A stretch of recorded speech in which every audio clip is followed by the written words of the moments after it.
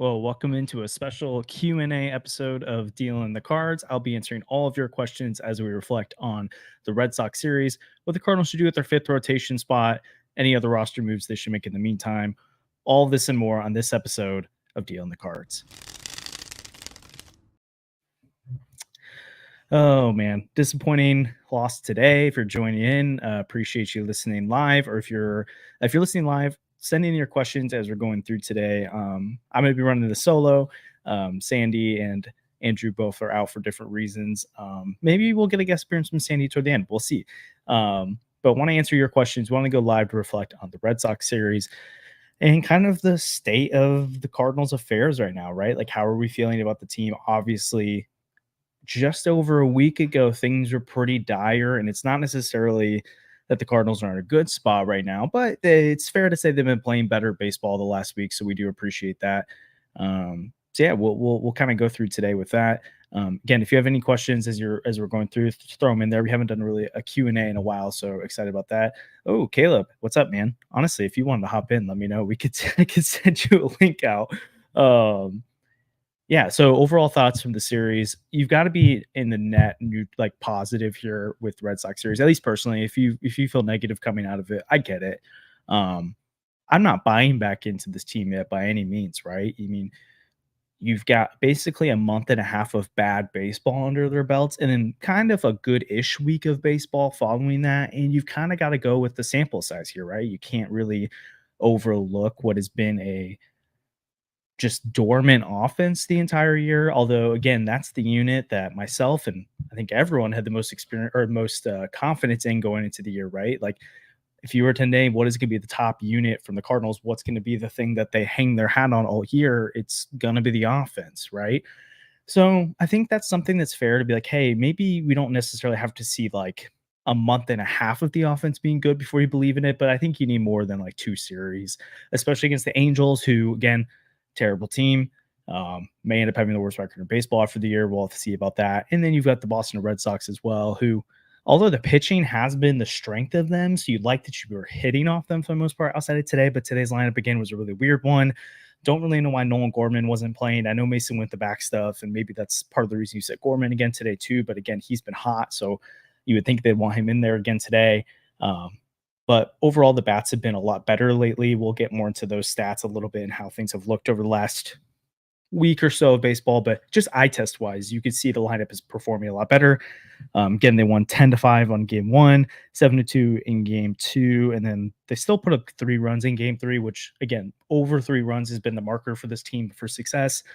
But at least they weren't shut out or 1 or 2 runs in these games. And again, that's improvement for this offense. So you like to see that. But again, overall, you're liking when the offense is playing. At least right now, it's been better, especially the left-handed bats, which I'll get to that in a little bit too. And I think big picture-wise, and I'd love to hear in the chat as we're going through, like, how are you feeling about the offense, especially in terms of the left-handed bats at Donovan, Nootbaar, Gorman, and Alec Burleson? Because I think going into the year, especially those first 3 guys, I felt pretty confident that if those 3 guys are going, this offense is going to be going. I expected regression from Paul Goldschmidt and Nolan Arenado. I didn't expect them to be back to like the prime 2022 guys. I did expect Nolan Arenado to be better than he was last year, at least on the whole. Obviously, he's a all-star in the first half. And then again, end of the season Goldie, I thought he'd be better than that. Both guys have not been good so far. So I get why the offense, like the skepticism around the offense from those two, I get. I just didn't expect them to be this bad. But again, even with me expecting them to be better, I thought this offense would be driven by Brendan Donovan, Lars Nootbaar, Nolan Gorman, Jordan Walker, Wilson Contreras, those guys. And so, again, Wilson Contreras is everything we wanted him to be this year. Obviously, he's down right now.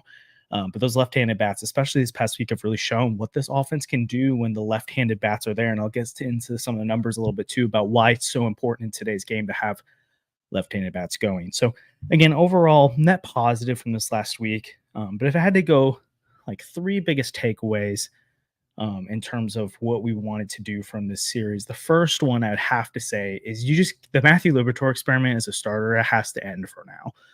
If they want him to truly try and be a starting pitcher, they can't be doing this every 5th day the way they're doing right now.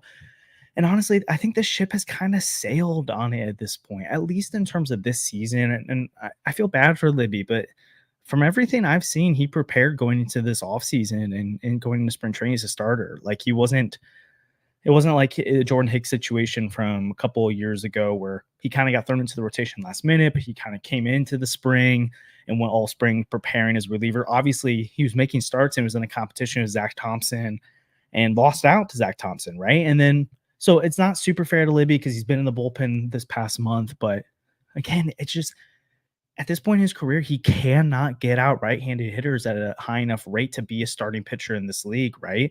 Um, there's a little bit of talk about how Sonny Gray has been working on with him, or at least brought up to him that he should be incorporating a cutter into his game.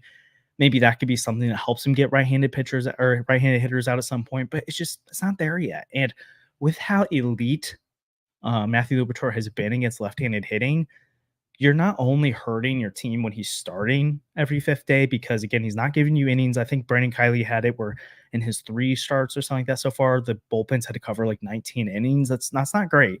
So again, your Libby is forcing you to have to wear out your bullpen. And then you're also not being able to go to Liberatore out of the bullpen, right? Like he was one of the strengths of this bullpen so far. We've talked about ad nauseum Ryan Helsley, Andrew Kittredge, Jojo Romero.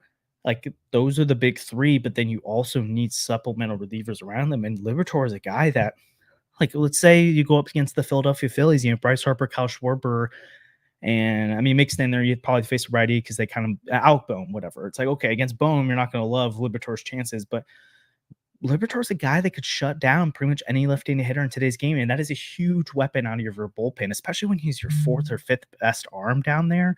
You got Keenan Middleton coming back soon too. So you have got to move him back to the bullpen. That's one of the first questions we've seen in here as well from Austin. Any rationale to see why Cards continue to trot Liberatore out to start? He's been far less effective than he was out of the pen. AAA group, likely not much different, but at least we get a look. I agree mostly with that. Again, the rationale for them is I think it's an indictment on their AAA options, and at least from their opinion, doesn't mean they're right not to go to them. But if they don't feel like they can go to them, that's a Cardinals problem. The fact that they don't have a starter they can go to. They can point to, hey, we wanted Zach Thompson to be that guy, but he's had control issues. Well, it's like, okay, well, that's a problem that he's had that and he's not ready. They're trying to stretch out Palante. Maybe he's the guy I would kind of lean toward. They go with Palante or Thompson over Sem. It just seems like if they were going to go to Sem, they would have done it already. But yeah, I think the rationale for them is they're like, okay, Liberatore's already on the roster. He's been affected out of the bullpen. Let's go to him and see what happens. Like they're just kind of like, I don't know, we'll see. And it has not worked. And I kind of think Marmol has been making it seem like, hey, like I would love to have Liberatore bullpen. He's good, but here we are. So, but it's not his choice to make those roster decisions, right? Like I'm sure he can give his feedback to John Mozeliak and company, but at the end of the day, it's them who make the roster decisions and moves. And I'm not saying that's necessarily a bad thing, but I don't think this is a Marmol thing of I think Marmol would love to have Liberatore in the bullpen right now, not have to trot him out there as a starter. So I think it's the rationale. And then in terms of who you would go to at this point, again, I don't love any of it, but you either see what Sem's got, you go to Andre Palante, you go to Zach Thompson, you see what happens. But I think no matter what, if you go to any of those guys, it's probably not worse than what Liberatore's giving you. But then you also get Liberatore out of the bullpen now, which I think that's a big positive. That's a net win there. So at the very least, even if you're getting kind of lateral production from that 5th starter spot, you've at least got Liberatore back in the bullpen. So I think that's a way to go. Again, if you have any questions going through here, send them in the chat. I would love to cover them as we go through. I've got some other thoughts I'll carry and cover as we're going through. But again, if this is more of a Q&A types episode as well, so if you've got any thoughts as we're going through, let us know.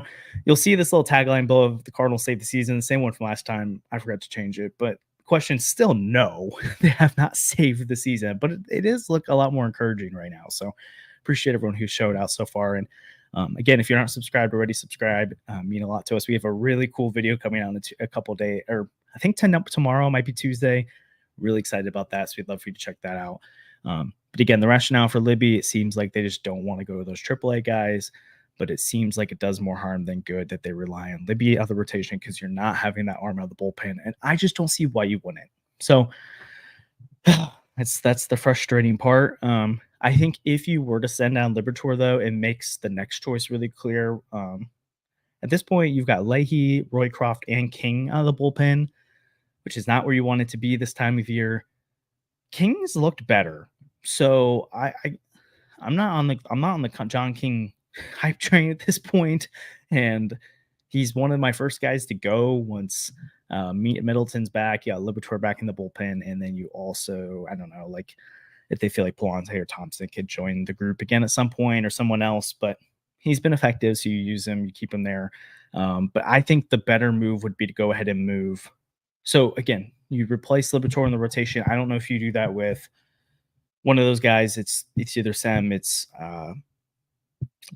Plante or Zach Thompson, or if you really want to go off the rails here, and I actually think it'd probably be the best thing they could do is to go the Rich Hill route or go. I'm trying to think of any of the free agent starters available. If you've got some free agent starters available in the chat, throw them out there. I know they're not flashy names by any means, but again, if they're so worried about the viability of Sam or the development of Graceffo and those guys, like, okay, at some point, if you want to be a competitive team, you got to figure out that fifth spot. It's kind of like Wade LeBlanc back in 2021 when they brought him in, and it's like, hey, we just need some kind of veteran arm here to get innings. Rich Hill wants to pitch, so Andrew would love for it to be Roki Sasaki, which I doubt that'll happen next offseason, but we can dream. So again, you go to that fifth starter, but then you move Liberatore to the bullpen, and then that's when I think Chris Roycroft should be sent down.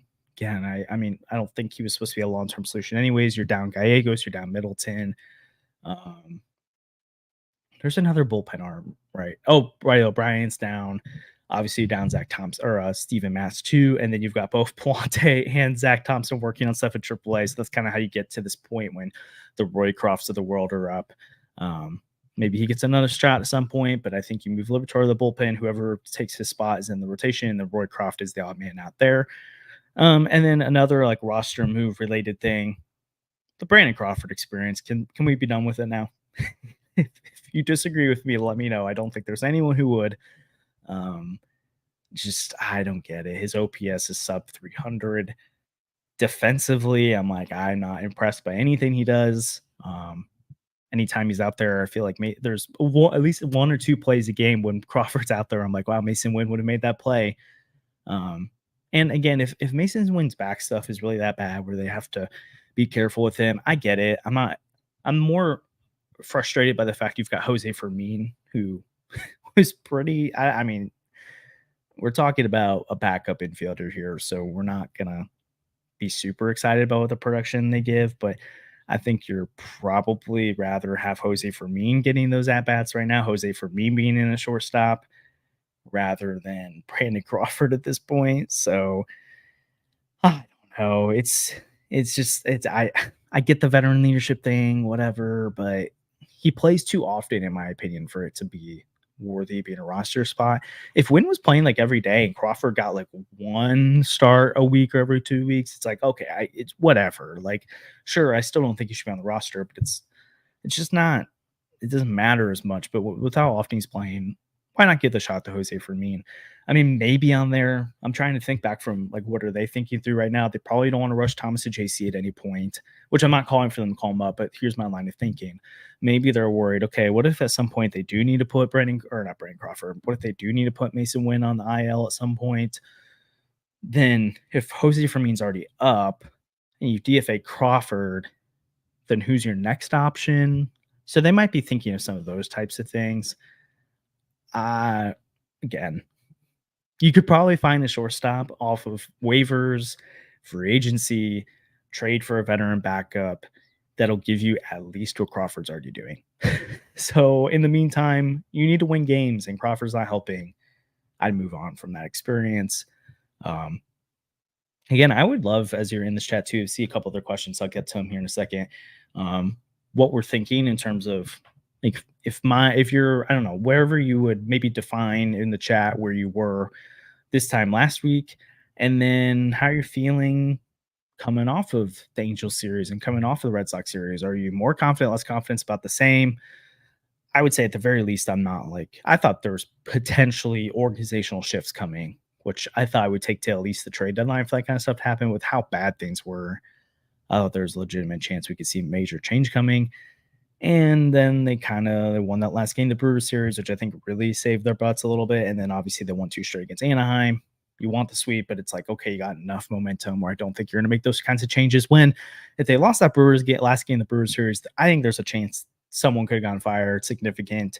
And then if you had botched that Angel series too, that off day, I think on Thursday would have been the time, but obviously things didn't happen. So, yeah, I think you're right. It simply falls on Mo. He's the captain of the farm system. Went down.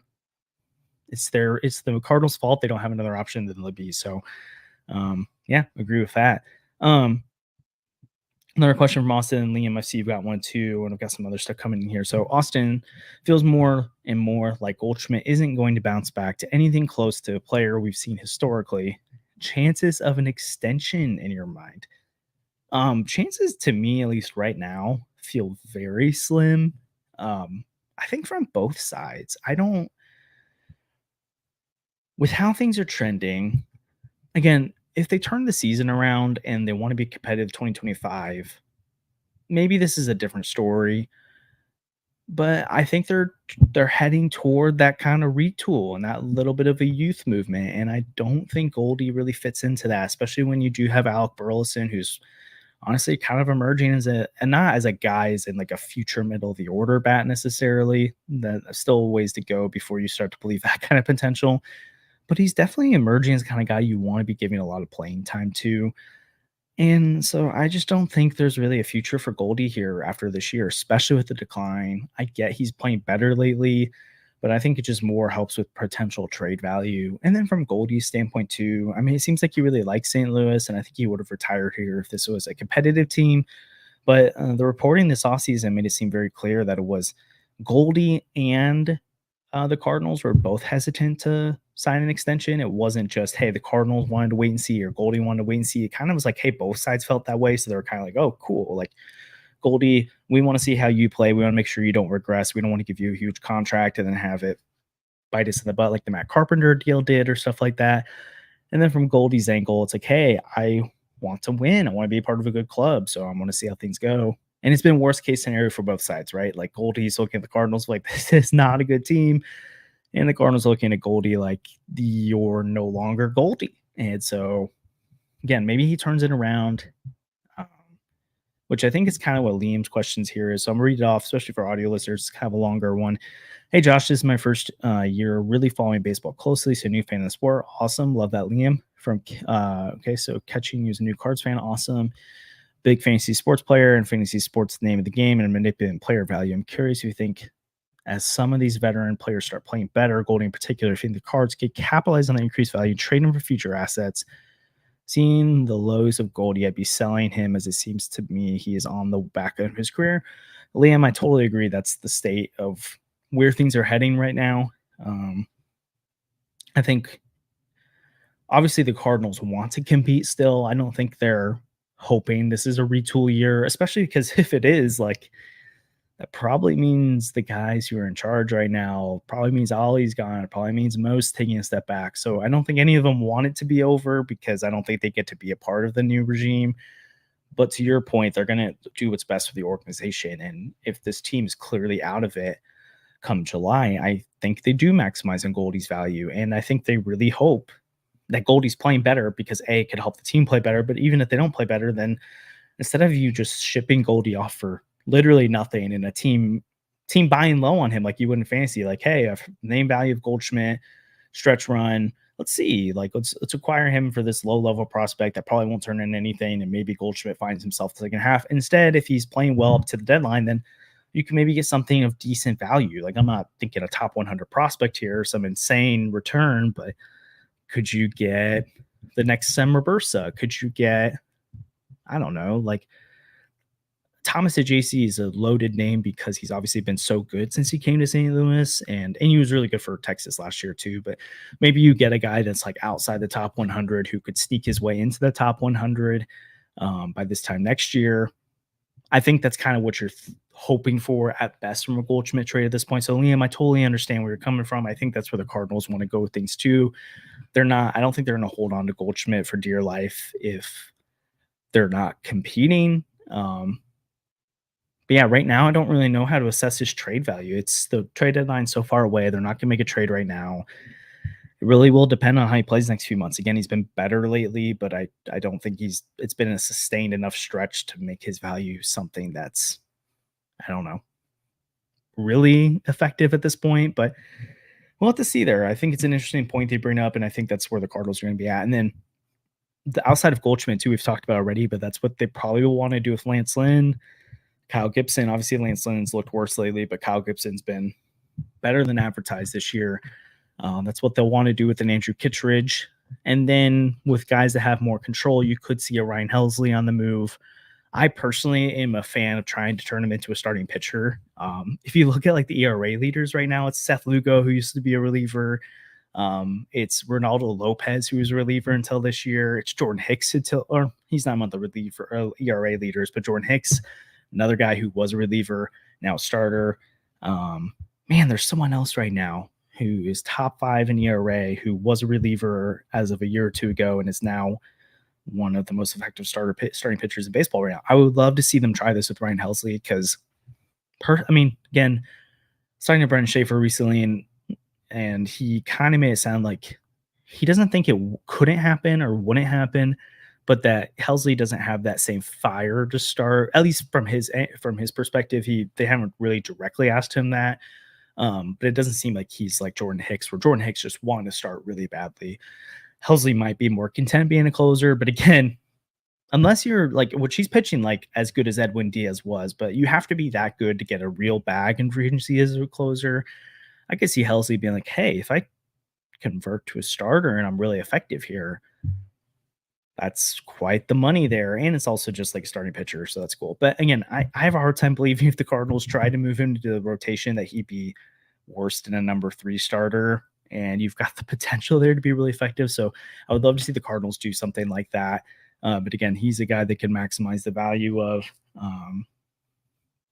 And then if it was like outside of Helsley, it's the Nolan Arenado talk. And there might be some other surprise names in there. I don't think they'll move Sonny Gray. I don't think they'll move Wilson Contreras. Dylan Carlson just hasn't played well enough to have any value. Tommy Edmonds been hurt, so I don't think that would happen. And then everyone else seems kind of safe to me. No one wants Miles Michaelis and his money, so you could say they should trade him. It's not going to happen because they'd have to eat all of it. It doesn't really matter. Probably just DFA him at that point. And then Steven Matz. I don't think anyone wants his money right now, so we'll see. But I do want to. So Skylar Clifton said, I think it's interesting. Feeling a little better now about Goldie and Corman. Don't look completely lost. Still an overall negative outlook on the season. I agree there. I feel like stats are better. Caleb just said, I think today showed no matter how much momentum they have, they cannot overcome the massive roster flaws. Caleb, I don't think it's going to be a super long pod, so I probably just finish it out solo. Otherwise, it would just jump you in because I don't think we have a lot to talk about because it's kind of the same poll points, and I have like one more point to make. But again, if there's questions you guys have coming through, let me know. I'd love to answer them as we go through. Skylar and Caleb, I completely agree. I do feel better about this offense. I until the last few weeks, I was just dumbfounded how bad it was, and I still am. I'm still dumbfounded that they can be this talented of a team, especially on the position player side, and not be this good, not be any good. Like they're this bad. But then this past week, they've played better. But to Caleb's point, like this rotation's been better than it was supposed to be. But lately, it's been cracking. And that was always the worry with the rotation. The bullpen, I mean, you love the back end, but after that, it's cracking a little bit. This offense, it's been better, but it's still not good. This defense is probably the one thing that's been consistently pretty good, Like it just seems like this team has too many flaws with it. And it's almost like whack-a-mole, where it's like once they hit one of them, there's another issue that pops up. And I don't think they can overcome that. I think the only way I think they can get back into this is if this offense just truly goes on a tear and performs like a top 10 unit again. It can't even be, even a few like 3 weeks ago, I would have told you if this is the 15th best offense in baseball the rest of the year, they could probably compete. I don't think it's good. I don't think it's gonna be good enough. I know the bullpen's getting healthier, but just as quickly as they can get Keenan Middleton back, they can lose someone else. And he hasn't pitched this year, so we don't really know how good he's going to be. And I don't know, maybe the wear and tear on Kittredge, JoJo, and Helsley starts to show. There's just too many variables to this bullpen. I feel confident going into the rest of the year, but that's tough. And then again, this rotation, like Michaelis he's a fifth starter at best right now, in my opinion. And I don't know when Steven Matz is going to be back, but he wasn't good. Maybe he does that thing where he comes back, he does every year, middle of the summer, and he's like a beast. So hopefully that's the case. But the fifth, like, so you've got a flawed Miles Michaelis is your fourth starter right now, and he's really bad. And then you don't really have a fifth starter. So that's two starting pitchers in your rotation that are black holes right now. Lance Lynn was good, but now it's falling apart. So it's like you've got Sonny Gray, the ace. You've got Kyle Gibson, who's more of a really good 3 than a 2, but he's your 2. So you've got like a 1, a 3, and then Lance Lynn was pitching like a 3, but now he's more pitching like a 4. So you've got a 1, a 3, a 4, and then a 5-ish in Miles Michaelis, and then nothing as your 5 starter. Oh, I don't know how the team does it. I mean, maybe it does 2021 style where I think people forget you had that stretch in June, I think it was, when you had Oviedo and Palante in the rotation for a while there. It was brutal. And that 2021 offense really didn't get going as much until the second half. So it's not super like different from that, but the defense was like insane that year, right? That's where they had Nolan Arenado, Paul Goldschmidt, Harrison Bader, Yadier I think Molina won the Gold Glove that year, and then Tyler O'Neill won Gold Glove too. So this defense has been better this year, but it's not as good as it was that year. But I would argue this bullpen's better than 2021. So I can see the path where they, I don't know, just kind of hang around for a while, get to the deadline. I mean, they brought in some weird arms, but again, it took a 17-game win streak in September to really win the wild card. So I don't know. There's a third wild card now, which I really think throws such a wrench into all these conversations where I see people bring up and it's fair, they bring up the conversation of, oh, like this Cardinals team has started this poorly and only 5 teams in baseball history have started this poorly and made the playoffs. Well, until the last 10 years, there wasn't a second wild card. And until the last 2 years, there wasn't a third wild card. That makes a major difference, right? Like, what are we looking at for potentially the third wild card this year? 82, 83 wins. Like, that's not a crazy number to get to, but the Cardinals have dug themselves such a hole so far that not only do they have to play a little bit above 500, like that's above 500 baseball in the season, but they have to play above that the rest of the way to get to that point, which again, if you're making moves at the deadline to bring in, I don't know, another starting pitcher and then a reliever. And maybe by that point, one of your internal arms comes up and by that point, your offense is playing well. I mean, you can see the potential signs for all of it. I'll have to look and see how far they are of the NL Central or the NL wild card right now. I'm sure it's not close. Well, it was like 2.5 games the other day, so it's probably not far off. But again, like I think they'd have to leapfrog multiple teams right now too. And I don't know. All these arguments that you and I can make right now about the Cardinals being a team that catches fire, yeah, the 2.5 games right now. Well, you could say that about any team, right? They're behind the Nationals. They're behind these are just the teams that aren't even in the wild card yet. They're behind the Nationals, which, okay, you could pretty easily convince me they're better than the Nationals and the Pirates.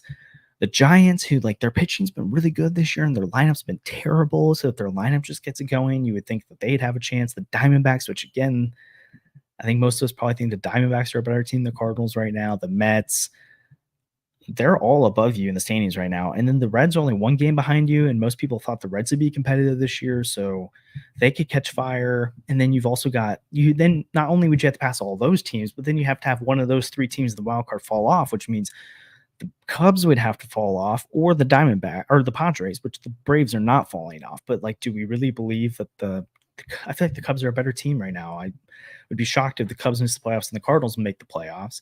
And then I could see the cracks in the Padres potentially, but they've already been aggressive going after Luis Arraez. So do we not think they're going to be aggressive continuing to add? That's where I mean, I know they're just 2.5 games back, but I don't know.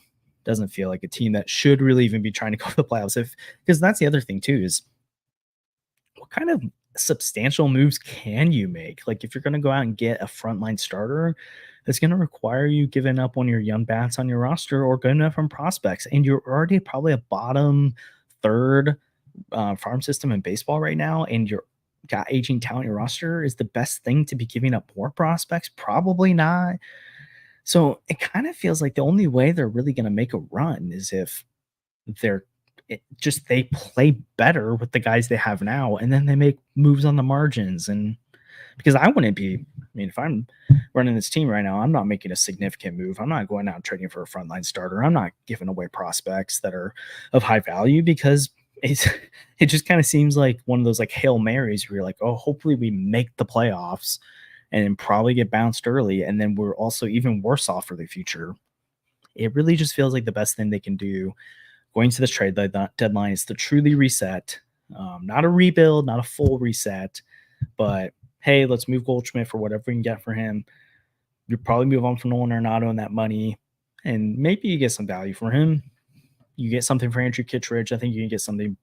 I mean, the Rollins Chapman trade, you got the Royals Cole Reagans, and so you can get that maybe tier of prospect again. Like if the Rangers do Cole Reagans is going to be that good, I doubt they make that trade. So not saying it like that, but you get like a prospect in that range who could be really good or could just be a contributor.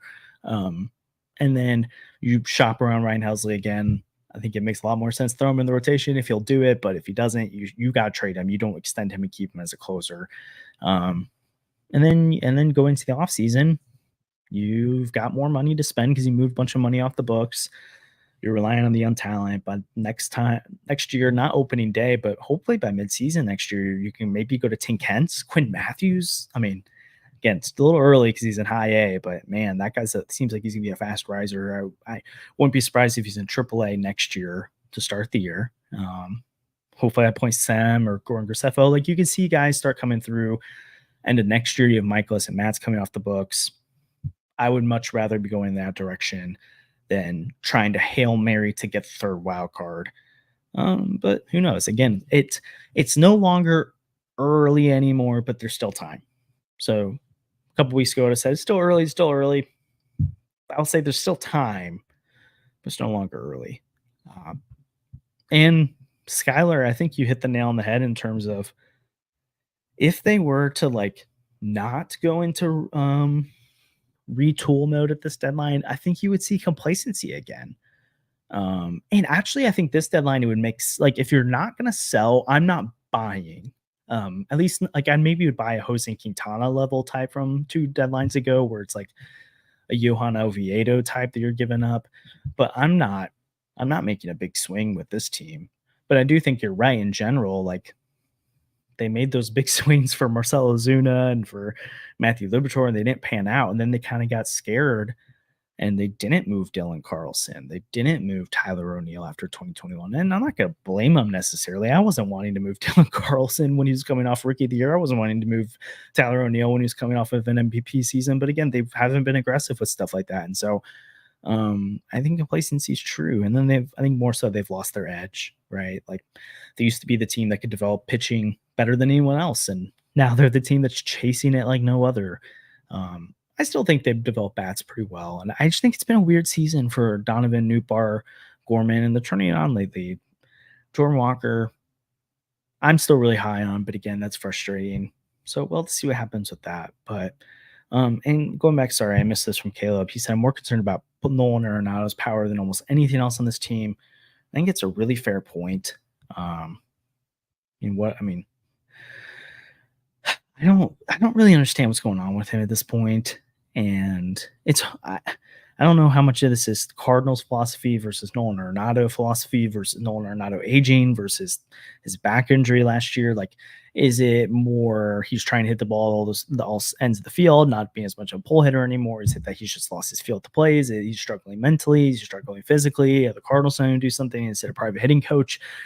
I don't know. It's a weird one. And so I didn't think he was going to be an MVP candidate again this year, but I did think he would be Again, he was an all-star in the first half last year, like a 129 WRC plus guy, and then he finished as like a 108 WRC plus guy last year. I was expecting like the 115 to 120 range. I don't think that was crazy. And it's just not there anymore. So, in all honesty, I think the Cardinals would. It's weird because you risk a bit. You do risk a bit that Nolan Arenado is going to turn it on for another team. But it's probably compared to like Adults Garcia, Randy Rosarina. Sorry for into the mic, and I just did it again. Sorry to prove a point. But anyways, like it's a little bit different when you move on from Zach Gallen, Sandy Alcantara, Randy Rosarina, Adults Garcia, those guys, when they don't cost you anything. So not only are you moving on for someone who's super talented, but you're someone super talented who's making less than $1 million for 3 years and then arbitration. At least with Nolan Arenado, if he somehow goes on to be, again, I doubt he's ever MVP self again, but even if he's borderline all-star, you probably don't feel as bad with him doing that with the Dodgers when he's making 35 million and 32 million and 25 and then 15 than you would if he wasn't doing that and was still on your team. Like, I don't think you want an albatross contract on your hands, and it's not that bad because I think the Rockies are kicking 5 million every year, so it's really not that crazy to pay in that. So if you do keep him around, I get it. I don't think he wants to be around though for a rebuild, and again, I think the Cardinals will be better off giving more playing time to Donovan, Gorman, to JC Wynn, whatever. I mean, maybe they have JJ Weatherhole or whatever from Virginia, West Virginia, or he won't be up next year, obviously, though. But again, I think you got to move off Nolan Arenado if you can, get off that money. You're not re-signing Goldschmidt at this point. You're probably moving Gibson and Lynn because those club options do make them at least a little bit more valuable because, hey, like contender isn't just getting a 1-year guy, they're getting a 2-year guy, but it's also an option, right? So they don't have to pay out Gibson 12 million next year. And the Cardinals can do one of those things too, where they kick some money to them if they pick up an option or if they don't pick up the option. Because I think the Cardinals had to pay Paul DeJong's buyout when the Blue Jays bought him out. So they could do something like that too, where it's like, hey, I think they have both like $2 million buyouts. So it's like, hey, if you pick up their option, you're on the hook for that money. But if you want to decline their option, we'll pay the $2 million. That gives value. So, yeah. Anyways, I want to finish this off a little bit. If you're tuning in again, thanks. Appreciate this. If you have any other questions, let me know. Throw in the chat. Super chats are always welcome or super helpful as well. Just because the time and energy does put into this podcast. Also, I'm trying to get to all of them, but it definitely guarantees I'll answer it. But something I want to chat about at the end of here, and I'm working on an article about it because I think it's a really important thing with this Cardinals offense. If they want to get back into winning this year, which again, I think most of us are pretty skeptical that they will, but then especially for the future of this offense and why I'm still excited about the young core. Okay. Something that I think is kind of widely known around baseball, and we say it flippantly, but I don't know if people really understand it, is that you need productive left-handed bats in your lineup to succeed. And until recently, the Cardinals have kind of lacked that a lot. Like it's something that people point out the New York Yankees a lot nationally, that when they get to the playoffs, they don't have the left-handed thump. They finally went out and got Juan Soto, right? You need left-handed bats in your lineup, but it's like, okay, but like what's the like reasoning behind it? Here's something super interesting. Since 2021, I was doing this on True Media the other day. Super awesome platform. Really appreciative of them giving me some access to it. But I was looking, so True Media, right-handed hitters last year had a 749 OPS in the regular season, which is better than left-handed hitters at 719. Now, that's the league average. So league average right-handed hitter was 749 OPS, league average left-handed hitter 719 OPS. Not super fair because, again, it includes all hitters in baseball, but it'll prove this point. And I want to go deeper into it and look at the playoff teams at some point. But so regular season, right-handed hitters are a little bit better. Okay. Here's the issue, though. When you get to the postseason, we all know pitching's better. We just do, right? Because the teams that make the playoffs are typically loaded with pitching. They have the best starting pitching. They've got an elite bullpen. You're not trying to conserve your team for 162 games so you can manage the game and put all your best arms out there every day. So when you get to the postseason, right-handed bats become so much less effective. I'll have to look at the difference here. Let me pull it up a little bit. But when you get to the playoffs, right-handed pitcher or right-handed hitters fall off pretty significantly in terms of their OPS. Let me get the exact number here. So again, right-handed hitters in the regular season have a 749 OPS since 2021. During the postseason, it goes down to 672. That is a 0.77 drop off. So they go from a 749 OPS right-handed hitters on average in the regular season to a 642. Now, if you look at left-handed hitters, regular season, they're 719 OPS, but it goes up in the postseason to a 724 OPS. So again, that's not a huge jump. It's a 0.05 jump. But again, they go up while right-handed hitters regress almost 100 points.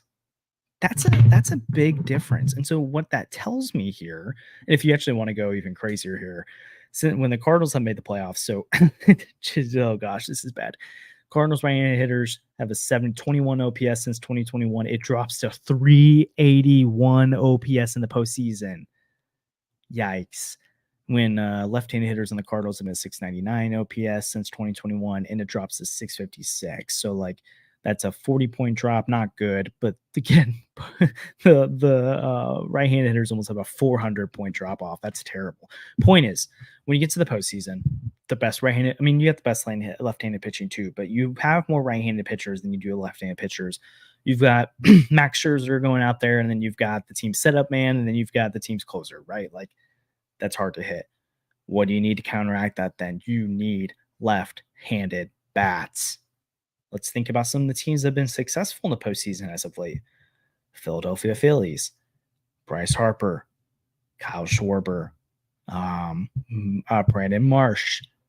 I'm missing some other names there. Even if they're not the best left-handed hitters in the world, but like Bryce Harper is one of them. But like Kyle Schwarber, that's kind of what you're hoping Nolan Gorman's like, right?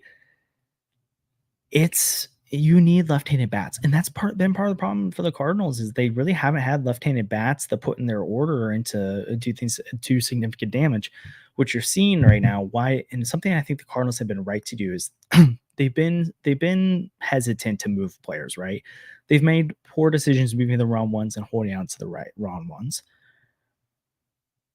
Here's the thing, though. They've been very reluctant to move on from Lars Nootbaar, Nolan Gorman, Brendan Donovan. They would have moved Alec Burleson for the right price, I bet, but they haven't been dying to move him, that's for sure. I think you're starting to see why, right? Like, since this is before today's game, but this comes from Jacob E_STL on Twitter, puts out good stats on there. Last 38 games, 122 plate appearances for Alec Burleson. It's a 128 WRC plus, 341 xWOBA. Sweet spot percentage is good. Nolan Gorman over his last 7 games, 1,300 OPS. We know what Gorman can do when he gets hot. Alec Burleson's looked a lot better. Lars Nootbaar's heating up. Brendan Donovan, we know he could be an on-base machine. I like the foundation the Cardinals are setting for themselves, where they have 4 left-handed bats right now that you can make an argument should play every day. And not just because like this team's terrible. Like, obviously, if you're the Atlanta Braves, like most of those guys aren't starting for them right now. So there's levels to this. But when you're thinking about the future of this team, I really like the foundation they're setting with those guys. And then you're hoping that Wilson Contreras can be that middle of the order bat. Jordan Walker, what's his ceiling like? We'll see. Ivan Herrera, he's been looking pretty good. You've got pieces there. Mason Wynn, who knows what Thomas JC will look like. And then again, pieces you could trade for at the deadline. In terms of prospects, again, you've got the 7th pick in the draft. That's going to be a little while till that person makes an impact. If they make an impact, it's always a crapshoot. And then this way, you're heading toward another top 10 pick next year. I like where this offense is heading. And then again, you'll free up money too. I think part of the reason we haven't seen the Cardinals spend big in free agency lately is they tried to do that with Jason Hayward. They tried to do that with David Price, but then they went out and traded for Marcell Ozuna. They went out and traded for Paul Goldschmidt and Nolan Arenado. If they're not spending any money on a big guy like that outside of Wilson Contreras and Sonny Gray, I think you could see them go ahead and spend some money on a big bat in free agency at some point. And even if it's not like a superstar, like a Juan Soto, like maybe they would dip their toe into the market for a JD Martinez type or a Jock Peterson type, or I'm just trying to think of those middle tier bats that are really effective. They don't really cost your team a ton. They don't get mega deals, but can be really impactful bats. So again, I really like the young core of bats that they've got going. the farm system in general is a little underwhelming at times, but I mean, you've got some guys in the lower levels that I think may turn the tide. They're definitely not going to make this into a top 10 system or anything like that based on the way Quinn Matthews is playing, or Showalter or Levinson or Cho or any of these guys you can name off. And Kareem's in the chat, so Kareem can give you some names on that. But it is probably a little bit underrated. But I do like the current major league talent. I do like some of the talent coming up from the minor leagues. You've got some lower level guys that could pop off into something more significant. You do have a good draft coming up. You can reload more at the deadline. Again, they got Roby and Sajasi at this last deadline, and Robersa. So we'll see what happens. So to finish off a little bit, Kareem, love to see Robersa get the call. Totally get that. I see some different conversations going on about managers and firing Mozeliak. Yes, we do have the Mozeliak interview tonight, so check that out. There's already been clips going out there. There'll be more. I personally don't agree with the Mike Schilt firing being a huge issue. I'm not going to tell you Ollie Marmol should keep his job. It's getting to the point where you probably have to move on from him. But I like Ollie. I do. I think he has what it takes to be a good manager. I think he's been dealt a poor hand the last 2 years mostly. Like last year's team, I don't think Bruce Bochy's winning with it, and Ollie's definitely not winning with it. Again, this team's issues this year, like I don't know if a different manager makes this offense go. The issues really do seem to be related to the front office and Mozeliak at this point. And again, I've defended Mozeliak for a long time, and overall, I think he's done an incredible job as a Pobo, especially if you're looking at the first half of his time here. And most teams can't sustain a winner the way the Cardinals have. And he has won a World Series. He has been NLCS 4 times. Like there's good things that Mo's done, but at the same time, he's made a lot of mistakes, especially recently. I think it's time for a change of scenery there. So I think that's what we'll be seeing here soon. I mean, I agree. Again, sorry, I'm seeing this chat from Ryan that he believes a different manager would be helpful. I'm not saying a different manager wouldn't be helpful. I just don't think, and I do think managers matter. I don't think last year's team becomes a playoff team with a different manager. Yeah, we can all agree that pitching staff was just bad, and at some point, like, was it the players in the front office or was it the coaching? I think this year you can maybe put a little bit more on coaching because you have good players who aren't performing, but I'm not going to blame Ollie for having to send out Drew Rom and Miles Michaelis and Steven Matz and Adam Wainwright and these guys that just weren't good enough. Like, that's not Ollie's fault. So I'm not trying to defend the staff necessarily. I'm just saying some of these issues I don't think are really on the staff. But at some point, you just kind of got to change things, and I think that's where they're headed. So, again, thanks for jumping in the chat today, guys. Really appreciate. I see something. Sorry, one more thing here where someone said 23rd in OPS, 23rd in ERA, but talking heads like where this team is at. If you heard me say today, I like where this team is at in terms of 2024. That's not what I'm saying. They've played better this week, but they're still in a really bad spot. And I'm not betting on this team to make the playoffs. I'm just not. I think they're heading toward a retool. Take a miracle, take a huge run. Maybe not 2021, 18-game win streak, 17-game win streak, but it's going to take something significant to turn this around. I like where this team could be heading long-term if they hit the retool button now. I don't think it's unfair to say. But I do think this year's team is kind of just, they don't have it. And it's you gotta move on, and it means Mozeliak needs to move on. Probably means Ollie needs to be moved on from. Probably see the Heim Bloom and Skip Schumacher era start up at some point here. It'll be interesting. So, yeah. Anyways, sorry, I saw a message that was kind of like I thought this was related to it, but anyways, thanks for jumping in today. I know this is a little bit different episode. If you like the Q&As, let us know. We'll try to do those in more in advance in the future so that you can kind of submit questions as we go through.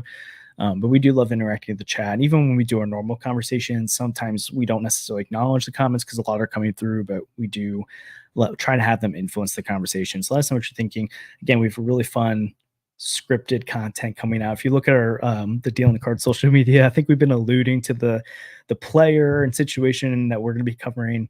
But it's really fun. So stay tuned for that. Again, follow us on Twitter if you're watching for the first time on here. Let us know Would love if you subscribe, like the channel, or like the episode, subscribe to the channel. It's really helpful. We'll be back Wednesday with another live stream again with the special video coming out before then. Really appreciate you jumping in today, and we'll see you guys next time on Dealing the Cards.